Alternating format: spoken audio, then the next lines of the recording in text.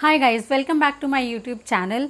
तो आज की वीडियो में मैं आपके साथ शेयर करने वाली हूँ अपनी सेकेंड ट्राइमेस्टर का एक्सपीरियंस, जो कि होता है 4th मंथ से लेके 6 मंथ्स तक की जर्नी मेरी। उसके अंदर मैंने क्या क्या किया, मैंने कौन कौन सी सोनोग्राफीज करवाई, मैंने कौन कौन से ब्लड टेस्ट करवाए, उनकी रिपोर्ट्स। अपार्ट फ्रॉम दैट मेरे सिम्टम्स क्या थे, मेरी डाइट क्या थी, और उस वो टाइम मेरा कैसा गया, अच्छा था बुरा था, मैंने इन्जॉय किया नहीं किया, ये सब कुछ मैं आपको इस वीडियो में बताने वाली हूँ। So let's start. तो जैसे कि मैंने लास्ट वीडियो में आपको बताया था कि मैंने मेरा जब 13th वीक स्टार्ट हुआ था, तो 12th वीक के एंड में या शायद 13th वीक की स्टार्टिंग में मैंने अपना लेवल 1 स्कैन कराया था, that is called NT-NB scan. उसके बारे में मैंने आपको सब कुछ लास्ट वीडियो में बता दिया है। अगर आपको डिटेल में जानना है तो लास्ट वीडियो में जाके चेक कर सकते हो। My first trimester pregnancy experience. मेरा लेवल 1 स्कैन कराने के बाद जब मैंने अपने 4th मंथ में एंटर किया, तो उस टाइम मैंने अपने डॉक्टर चेंज करी थी। मतलब उसमें ऐसे मुझे प्रीवियस डॉक्टर से कोई प्रॉब्लम नहीं थी, शी वॉज़ परफेक्ट, सब कुछ सही चल रहा था। लेकिन सिर्फ और सिर्फ एक ही रीज़न था मेरी डॉक्टर चेंज करने का, कि एक तो वो वाली डॉक्टर जो पहले वाली मेरी डॉक्टर थी वो बहुत दूर थी, मुझे वहाँ पे आने जाने में बहुत प्रॉब्लम होती थी मेरे घर से, क्योंकि डिस्टेंस बहुत ज़्यादा था। और दूसरी बात ये कि मैं उस टाइम पे अपनी डिलीवरी भी प्लान कर रही थी कि मुझे किस हॉस्पिटल में डिलीवरी करानी है। तो ऐसा होता है कि रैंडमली आप किसी भी डॉक्टर को नहीं दिखा सकते, रैंडमली आप किसी भी हॉस्पिटल में जाके डिलीवरी नहीं करा सकते। आप जिस भी हॉस्पिटल में आपकी डिलीवरी हो रही है या जिस भी डॉक्टर को आप दिखा रहे हो, आपको मेक श्योर करना पड़ता है कि वो डॉक्टर उस हॉस्पिटल के साथ रजिस्टर्ड है और वही डॉक्टर आपकी वहाँ पे डिलीवरी करेंगी।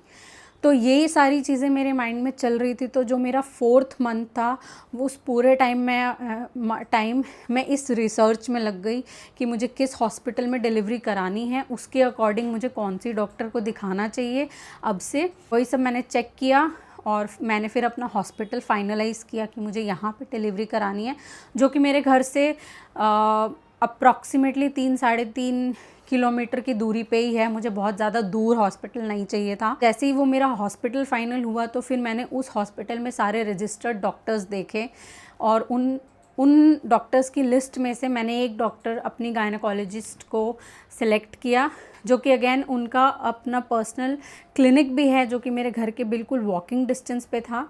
तो ऐसे करके मैंने अपनी डॉक्टर भी फाइनलाइज़ करी और फिर मैं उनके पास मैंने जाना शुरू कर दिया। मतलब 4th मंथ के अंदर अंदर मैंने ये सारा कुछ किया और यही सब करने में मेरा 4th मंथ भी निकल गया। तो अब क्या है कि मेरा हॉस्पिटल भी फाइनलाइज़ हो गया, मेरी डॉक्टर भी फाइनलाइज़ हो गई और मैं उनको दिखाने लगी। तो अब जो मेरी न्यू डॉक्टर थी, उनको मैंने अपने पास्ट की सारी हिस्ट्री बताई, जो कुछ भी एक्टोपिक एंड एम्ब्रियोनिक और जो कुछ भी मेरे साथ लास्ट 2 इयर्स में हुआ था, वो सब कुछ मैंने दिखाया। उसके बाद मैंने कंसीव किया, उसके बारे में सब कुछ बताया मैंने, क्योंकि ये बहुत ज़रूरी होता है। अगर आप अपनी डॉक्टर चेंज कर रहे हो तो आपकी डॉक्टर को आपकी पास्ट हिस्ट्री के बारे में एक एक चीज़ के बारे में पता होना चाहिए, आपकी एक एक ब्लड टेस्ट की रिपोर्ट्स उनको पता होनी चाहिए। तो ये सब कुछ मैंने उनके साथ शेयर किया। फिर टाइम आ गया मेरा लेवल 2 स्कैन का, जो कि मेरा हुआ था 18th वीक में, दैट इज़ 5th मंथ में। मेरे डॉक्टर ने मुझे ये प्रेस्क्राइब किया। उन्होंने मुझे एक स्पेसिफिक डायग्नोस्टिक सेंटर रेफ़र किया कि यहीं से ही कराना है, बिकॉज कई डॉक्टर्स होते हैं कि वो हर जगह की रिपोर्ट्स को कंसिडर नहीं करते हैं। तो मैं कोई भी रिस्क नहीं लेना चाहती थी ऐसे अपने अल्ट्रासाउंड से टेस्ट वगैरह में। तो जो उन्होंने मुझे सजेस्ट करी थी डॉक्टर, और जो डायग्नोस्टिक सेंटर उन्होंने मुझे सजेस्ट करा था, मैं वहाँ पे अपने 18th वीक में गई अपना लेवल 2 स्कैन कराने के लिए। तो बेसिकली लेवल 2 स्कैन में चेक करते हैं कि बेबी का हर एक ऑर्गन, हर एक इंटरनल एक्सटर्नल ऑर्गन चेक करते हैं कि सबकी ग्रोथ डेवलपमेंट सही से हो रही है कि नहीं, उसके अंदर कहीं कोई प्रॉब्लम तो नहीं है। वो एक टाइम टेकिंग स्कैन होता है, 2 से 3 घंटे का टाइम उसमें लग जाता है, बिकॉज बेबी की हर एक चीज़ उसमें चेक करी जाती है अच्छे से। जैसे कि आपने मेरी लास्ट वीडियो में देखा ही होगा कि लेवल 1 स्कैन में भी मेरा एक बार में स्कैन कंप्लीट नहीं हुआ था ड्यू टू बेबीज़ मूवमेंट। तो लेवल 2 स्कैन में भी मेरे 4 से 5 घंटे लग गए थे। हालांकि वो एक दिन में हो गया था, बट फिर भी जैसे कि एक बार गई तो थोड़ा बहुत डॉक्टर ने चेक किया, उसके बाद फिर बेबी की मूवमेंट होने लगी, तो उनको वो पोजीशन नहीं मिल रही थी, तो फिर उन्होंने मुझे बोला कि आप वॉक करो जाके बाहर। फिर मैंने वॉक करी, सेम स्टोरी करते करते 4-5 घंटे निकल गए, बट मेरा लेवल 2 स्कैन कंप्लीट हो गया। सबसे पहले तो मेरी बेबी की जो हार्ट रेट थी लेवल 2 स्कैन में 18th वीक 5th मंथ में 140 आई थी। दूसरी बात, प्लासेंटा की पोजीशन चेक की जाती। मेरी प्लासेंटा की पोजीशन खैर लेवल 1 स्कैन में भी बता दी थी डॉक्टर ने। मेरी प्लासेंटा की पोजीशन थी एंटीरियर। और अगर शायद मैंने आपको लास्ट वीडियो में नहीं बताया, मैंने मिस कर दिया होगा ऐसा मुझे लग रहा है, तो मैं आपको बता दूं कि जब मैंने लेवल 1 स्कैन कराया था और जब पहली बार मुझे प्लासेंटा की पोजीशन और डेवलपमेंट के बारे में पता चली, उस टाइम पे जो मेरे प्लासेंटा की ग्रोथ है वो थोड़ी सी वीक हो रही है, वीक ग्रो कर रहा है वो। तो मतलब ऐसे इसमें कुछ डरने वाली बात नहीं थी। उन्होंने बोला था कि अभी बहुत इनिशियल टाइम है, जो कनेक्शन होता है प्लासेंटा का बेबी से वो थोड़ा सा वीक है, उसकी वजह से उन्होंने मुझे उस टाइम पे थोड़ा सा ये कम एक्सर्शन लेने के लिए मना किया था, ट्रैवल करने के लिए मना किया था। लो लाइंग नहीं था बट नीचे की तरफ अभी था वो, तो इसीलिए डॉक्टर ने मुझे थोड़ा सा बेड रेस्ट बोला था उस टाइम। तो अब जब मैं लेवल 2 स्कैन कराने गई थी तो इस चीज़ की मुझे थोड़ी सी टेंशन थी कि आई होप कि उन्होंने मुझे बोल दिया था कि एक दो महीने के अंदर अंदर ये ऊपर चला जाएगा, क्योंकि आपका लो लाइंग प्लासेंटा नहीं है। हालांकि ग्रो करना नीचे से शुरू किया है तो जनरली ये ऊपर चला जाता है। बस जो प्रिकॉशंस उन्होंने मुझे बताए थे वो मैंने लिए थे अपने 3rd मंथ में। तो उसके बाद फिर जब मैंने लेवल 2 स्कैन कराया तो उसमें मुझे पता चला कि प्लासेंटा बिल्कुल सेफली अवे फ्रॉम सर्विक्स है, कोई प्रॉब्लम नहीं है, नीचे की तरफ नहीं है, ऊपर की तरफ था और एंटीरियर है। 2 पोजीशंस होती है प्लासेंटा की, एक होती है एंटीरियर, एक होती है पोस्टीरियर। एंटीरियर का मतलब होता है प्लासेंटा जो होता है मदर के बेली के साइड पे होता है, फ्रंट साइड पे अटैच होता है, लेकिन जो पोस्टीरियर प्लासेंटा होता है वो मदर की स्पाइन के साइड पे, बैक साइड पे होता है। तो बस यही एक डिफरेंस है और इसमें कोई टेंशन लेने वाली इसमें बात नहीं है। दोनों ही पोजीशंस कम्प्लीटली नॉर्मल होती है। किसी का एंटीरियर होता है, किसी का पोस्टीरियर होता है, तो मेरा प्लासेंटा था एंटीरियर। फिर एमनियोटिक फ्लूइड का लेवल चेक किया जाता है जो कि मेरा बिल्कुल एडिक्वेट था, उसमें कोई ना कम था ना ज़्यादा था, it was perfect. Umbilical cord की ग्रोथ चेक की जाती है तो वो भी मेरा बिल्कुल सही था। बेबी के नेक में कोई भी लूप नहीं था तब तक अम्बिलिकल कॉर्ड। उसके साथ साथ बेबी का हेड मेजर किया जाता है कि उस जेस्टेशनल एज के हिसाब से जितना होना चाहिए उतना है कि नहीं, तो उतना था। Head, neck, spine, eyes, earbuds, ears, nose और माउथ भी दिखाया था। Chest, heart, abdomen, limbs grow हो रहे हैं कि नहीं, कितने ग्रो हो रहे हैं, जितने होने चाहिए उतने हैं कि नहीं, मतलब ये सारी चीज़ें, हैंड्स, लेग्स, सब कुछ चेक किया जाता है। और हमें सारी चीज़ें एक एक चीज़ डॉक्टर ने अल्ट्रासाउंड में दिखाई भी थी कि देखो ये आपके बेबी के हैंड्स हैं, ये आपके बेबी के लेग्स हैं, लिम्स उस टाइम पे अभी फॉर्म हुए, क्योंकि अभी बहुत छोटा होता है बेबी, तो अभी बोन्स फॉर्म नहीं होते हैं, तो वो बट जो लिम्स होते हैं वो आ चुके होते हैं। तो वो सारी चीज़ें हमें डॉक्टर ने दिखाई थी।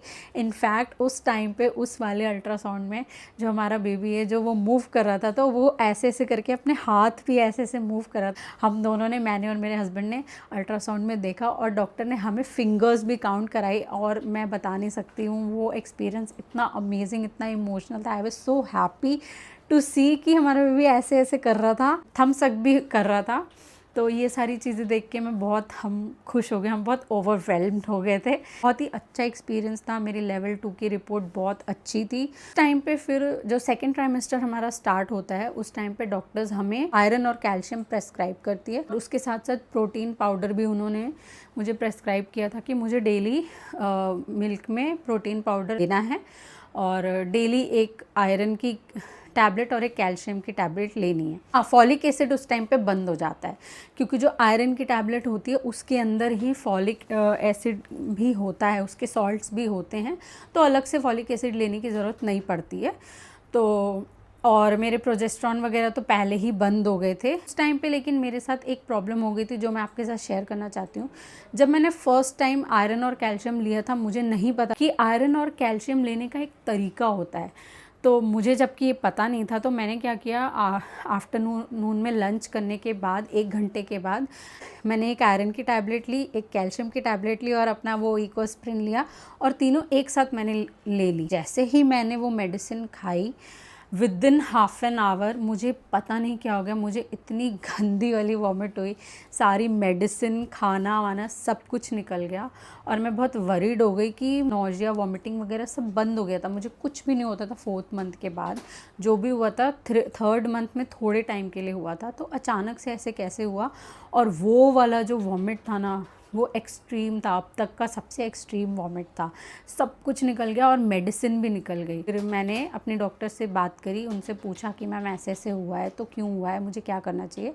तो डॉक्टर ने फिर मुझसे पूछा कि आपने मेडिसिन कैसे ली थी। जब मैंने बताया तो डॉक्टर हंसने लगी। तो उन्होंने मुझे बताया कि ऐसे नहीं लेना है, आयरन और कैल्शियम के बीच में मिनिमम 6 आवर्स का गैप होना चाहिए।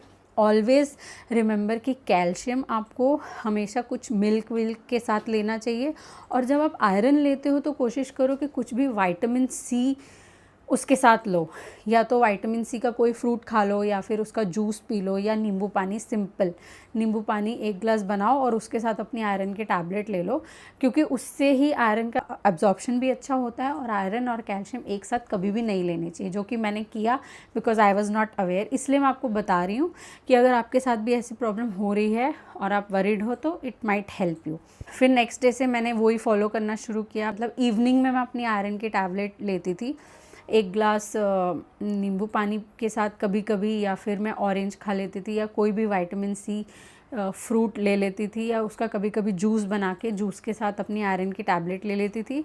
और रात को सोने से पहले जब मैं प्रोटीन पाउडर वाला मिल्क लेती थी उसके साथ मैं अपनी कैल्शियम की टैबलेट ले लेती थी। उसके बाद जब मैं 6th मंथ में आई तो हमारी डॉक्टर की विज़िट थी, तो थोड़ा थोड़ा ना उस टाइम पे मैं बहुत अच्छा फ़ील करने लगी थी, बहुत एनर्जेटिक फ़ील करने लगी थी। मतलब ऐसा था कि मुझे देख के कोई बोल नहीं सकता कि मैं प्रेग्नेंट हूँ। मैं बिल्कुल नॉर्मल रहती थी, भागा दौड़ी, सारे काम, घूमना फिरना सब करती थी और मस्त रहती थी, मुझे कोई प्रॉब्लम नहीं होती थी उस टाइम पे।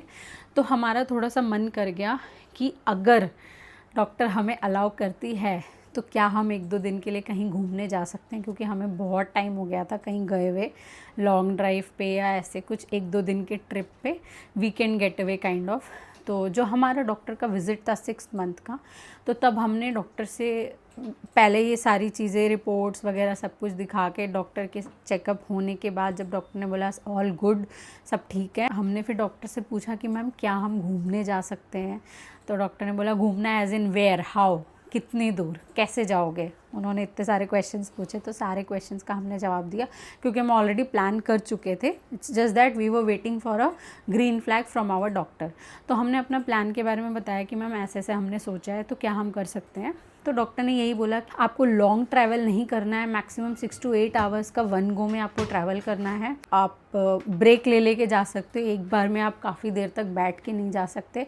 बाय रोड जा सकते हो, बाय फ्लाइट आपको कहीं नहीं जाना है, बाय ट्रेन तो बिल्कुल भी नहीं जाना है। डॉक्टर की परमिशन के साथ 6th मंथ में हमने हमारा 2 दिन का ट्रिप प्लान किया। चक्राता गए थे हम बाय रोड घूमने के लिए, और that was an amazing and much needed trip for both of us. वहाँ पे मैंने बहुत इन्जॉय किया, और वहाँ उस टाइम पे और खाने पीने की भी मैंने बहुत सारी परमिशंस डॉक्टर से ले ली थी कि मैम मैं क्या खा सकती हूँ क्या नहीं, क्योंकि अब तक तो मैं सारा होम कुक्ड खा रही थी, मैंने बाहर से कुछ भी नहीं खाया था, जंक बिल्कुल भी नहीं खाया था। तो बस ये सब विथ ऑल दीज परमिशंस हम 2 दिन के ट्रिप के लिए गए चक्राता, और हमने वहाँ बहुत इन्जॉय किया। हम वहाँ से घूम फिर के वहाँ मैंने बहुत कुछ खाया, बहुत सारी फ़ोटोज़ क्लिक करी, बहुत क्यूट फ़ोटोज़ क्लिक करी, और फिर हम घूम फिर के 3 दिन में हम वहाँ से वापस आ गए। ये वाला ट्रिप मैं गई अपना 22nd वीक में एंटर किया था। तो जिस दिन हम जा रहे थे, जिस दिन हम निकले थे घर से, उसी दिन for the very first time मैंने अपने बेबी की मूवमेंट फील करी। क्योंकि जो बेबी की मूवमेंट होती है, किसी किसी को बहुत अर्ली भी पता चल जाती है, बट किसी किसी को काफ़ी लेट पता चलती है। आइडियली 20th वीक में मूवमेंट हो जाती है फील, बट मुझे थोड़ा सा लेट पता चला था। 22nd वीक में मुझे पहली बार जब मैं उस ट्रिप के लिए निकली थी, तब मुझे अपनी बेबी की मूवमेंट पता चली थी। और मैंने डॉक्टर से ऑलरेडी पूछा था कि मैम मुझे कैसे पता चलेगा कि ये मेरी बेबी की मूवमेंट है, बिकॉज मुझे कोई आइडिया नहीं था, मुझे नहीं पता था कि कैसा फ़ील होता है या क्या होता है। तो डॉक्टर ने मुझे बताया था कि आपको टमी के अंदर थोड़ा सा कुछ बटरफ्लाई टाइप का इफ़ेक्ट आएगा, या आपको ऐसा लगेगा कि गैस बॉल घूम रहा है, कुछ ऐसे ऐसे उन्होंने करके बताया था कि that will be a completely different movement. वो आपको जब होगा तो आपको खुद पता चल जाएगा कि ये आपकी बेबी की ही मूवमेंट है, क्योंकि उससे पहले आपने कभी भी लाइफ में उस मूवमेंट को फील ही नहीं किया होगा। तो वो इतनी यूनिक मूवमेंट होती है। तो I was like very curious and waiting for that. और मैं बिल्कुल भी एक्सपेक्ट नहीं कर रही थी कि मुझे उस टाइम पे पता चलेगा। मैं गाड़ी में थी, हम ट्रैवल कर रहे थे और फर्स्ट टाइम मुझे फ़ील हुआ and I was so happy. हम दोनों इतने खुश थे उस मूवमेंट को फ़ील करके। थी उसको क्विकनिंग भी कहते हैं। बहुत लाइट मूवमेंट होती है वो, आपको थोड़ा सा ध्यान देके ऐसे, और ऐसा नहीं होता कि बार बार होती रहती है, आपको दिन में एक आध बार ही होगी। शुरू शुरू में बहुत कम मूवमेंट होती है। फिर जब मैं अपने 24th वीक में गई तो तब मेरी डॉक्टर ने मुझे मेरा प्रेगनेंसी का जो थर्ड मोस्ट इम्पॉर्टेंट स्कैन होता है, दैट इज़ कॉल्ड फीटल एको, वो प्रेस्क्राइब करा था। तो मैं वो करवाने गई थी। बेसिकली फीटल एको जो स्कैन होता है उसके अंदर ये देखा जाता है कि बेबी का जो हार्ट है उसकी पोजीशन क्या है, उसका स्ट्रक्चर क्या है, और उसकी फंक्शनिंग स्टार्ट हुई है कि नहीं, सही से चल रही है कि नहीं। फीटल एको होता है वीक 18 से वीक 24 के बीच में होता है। डिपेंड्स कि आपकी सिचुएशन क्या है, प्रेगनेंसी कैसी है, आपके डॉक्टर को क्या फ़ील हो रहा है।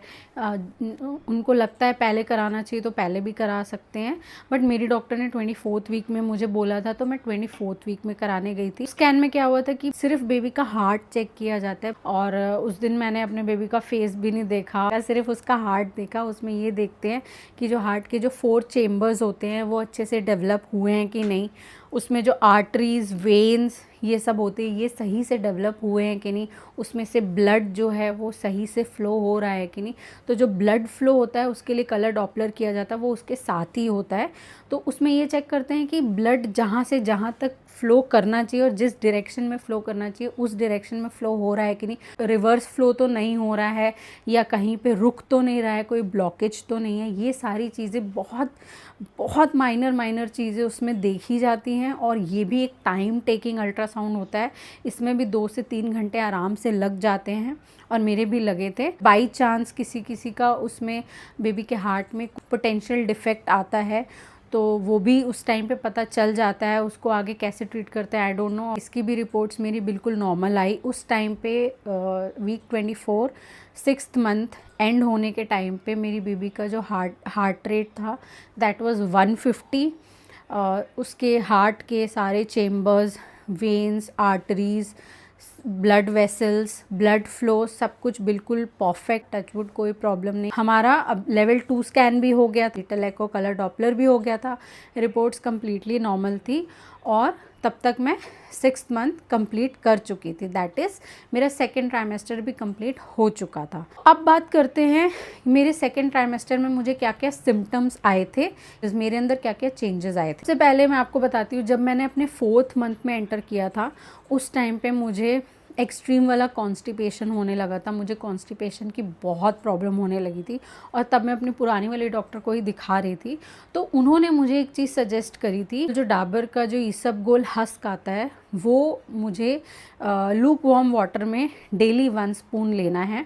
और वो मैंने लिया था क्योंकि मैं कोई भी मेडिसिन नहीं लेना चाहती इस चीज़ के लिए। उसके अलावा एक सिरप भी, वो भी ले सकती हूँ, बट मैंने ही डॉक्टर से पूछा था कि मैम इसका कोई और ऑल्टरनेटिव है, तो उन्होंने बताया था कि हाँ मैं ईसबगोल ले सकती हूँ।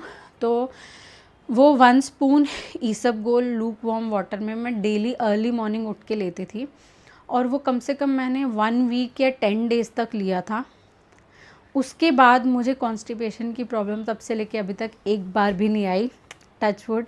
वो मेरी प्रॉब्लम 1 हफ्ते के अंदर अंदर गायब हो गई, मेरा डाइजेशन बिल्कुल परफेक्ट हो गया। So that worked for me. तो मेरा सबसे पहला सिम्टम था सेकेंड ट्राइमेस्टर का constipation. Second thing is nausea, vomiting, morning sickness, evening sickness, जो मुझे 3rd मंथ में थोड़ा बहुत हुआ भी था, वो सब मेरा गायब हो गया था। मुझे कुछ भी नहीं होता था, मैं फुल ऑन एनर्जेटिक रहती थी, फुल ऑन खुश रहती थी, इधर उधर भागती रहती थी, अपने सारे काम करती थी। मैं ऑफ़िस भी जाती थी, ऑफ़िस का काम भी करती थी, और सब कुछ बढ़िया चल रहा था। अपार्ट फ्रॉम दैट उस टाइम मुझे 5th मंथ के आसपास मुझे राउंड लिगामेंट पेन और जो इनर थाइज़ होती है उसमें पेन होना शुरू हो गया था। एक अजीब सा प्रेशर पड़ने लग गया था, मतलब अगर मैं बैठी हूँ तो मैं उठने में मुझे थोड़ा, उठ के खड़े होने में मुझे थोड़ा सा टाइम लगता था। खड़े होके मुझे एकदम से मैं अपना स्टेप नहीं ले पाती थी चलने के लिए, मुझे थोड़ा सा टाइम लगता था। पता नहीं, बहुत स्ट्रेन पड़ता था मेरी इनर थाइज़ की मसल्स में। तो वो मुझे पता चला कि यूट्रस का साइज़ जब ग्रो कर रहा होता है तो राउंड लिगामेंट पेन स्टार्ट हो जाता है। That is very very normal in second trimester. तो एक वो मुझे हुआ था। दूसरी चीज़, उस टाइम मेरा छोटू सा बेबी बम्प निकल गया था जो मुझे दिखता था, बहुत ज़्यादा विजिबल नहीं था लोगों को, बट मुझे दिखने लगा था, तो वो देख के भी मुझे बहुत अच्छा लगता था। तीसरी बहुत ही वियर्ड चीज़ मेरे साथ होने लगी थी, दैट इज़ नोज़ कंजेशन और नोज़ से ब्लीडिंग। मेरे नाक में इतनी कंजेशन हो जाती थी, मतलब सुबह शाम दिन रात मुझसे सांस नहीं ली जाती। मेरा नोज़ ब्लॉक हो जाता था और मैं बिल्कुल भी सांस नहीं ले पाती थी और बार बार मुझे नोज़ क्लीन करना पड़ता था, नोज़ ब्लो करना पड़ता था।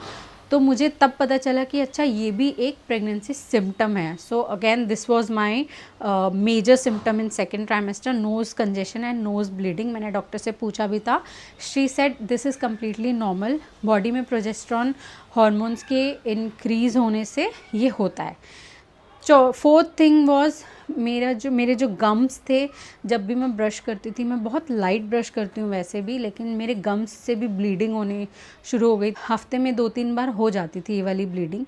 तो ये भी एक मेरा सिम्टम था सेकेंड ट्राइमेस्टर का। मेरी एपेटाइट में कोई चेंजेस नहीं था, मैं नॉर्मल जैसे खाना पहले खाती थी, जैसे डाइट में पहले फॉलो करती थी, वही मैं अभी भी फॉलो कर रही हूँ। कहते सेकेंड ट्राइमेस्टर में भूख बढ़ जाती है, बट मेरे साथ ऐसा कुछ भी नहीं हुआ था। मैं नॉर्मल जितना पहले खाती थी उतना ही अभी खा रही थी। तो एपेटाइट में मेरे कोई चेंजेस नहीं था। मेरे लेग्स में कोई स्वेलिंग नहीं आई, हैंड्स में कोई स्वेलिंग नहीं आई, बट हाँ, मेरे लेग्स में बैक साइड में एक ना ग्रीन से कलर की एक डार्क सी लाइन दिखने लगी थी, जो कि मुझे अचानक से जब दिखी तो मुझे बहुत वियर्ड लगा। तो वो मैंने डॉक्टर से पूछा था, तो उन्होंने बताया था इसको वेरिकोज वेन बोलते हैं। ये सेकेंड ट्राइमेस्टर में नॉर्मली विजिबल हो जाती है हर प्रेगनेंसी में।